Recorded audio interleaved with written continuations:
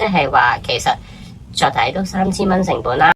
Hello， 大家好，又係超短潛水札記。今個禮拜咧，我哋會 focus on 歐仔嘅價錢，講下歐仔學一次歐仔究竟個成本係幾多，同埋同個出面收費比較，大家覺得合唔合理？咁首先咧就要講翻咧，就係上次有講啦，一個歐仔要上1日理論堂啦，6至8個鐘頭，再加上要落2至3日水嘅。咁如果教練要租課室，咁大概係幾百到1000蚊一日啦。咁而如果佢係同學生落水嘅時候，學生要租裝備啦，咁其實喺船上面個收費係點呢？600蚊連埋裝備嘅，大概係500幾啦。咁而教練如果係1對1嗰啲少啲學生嘅情況下咧，教練係要俾錢嘅，咁大概幾百蚊啦，400-500蚊啦，當500啦。咁而如果係1對4，咁可能有啲 package 嘅，咁可能個教練係免咗嘅，咁可能淨係收學生嘅錢，就其實600蚊一個學生啦。頭先講過啦，咁再計啦，2日水，咁即係我當1對1先啦。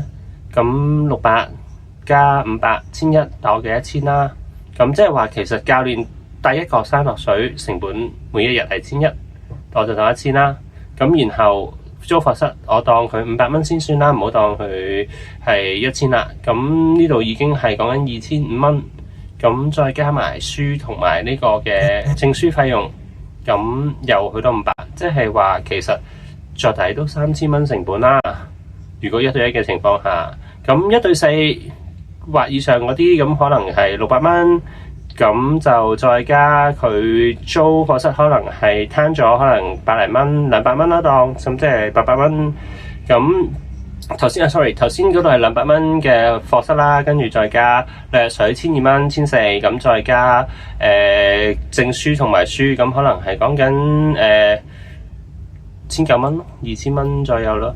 咁其實大家可以睇一睇，如果個教練係收緊3000幾蚊一個 course 嘅時候，其實個教練咁樣做，佢有冇錢賺呢？好接近成本嘅。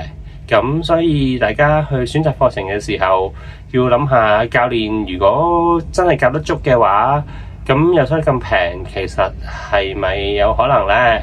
咁大家去諗下啦。咁今日講到呢度，咁多謝大家繼續收睇超短潛水札記。咁 Facebook、IG 同埋YouTube 都會有出片嘅，多謝大家，拜拜。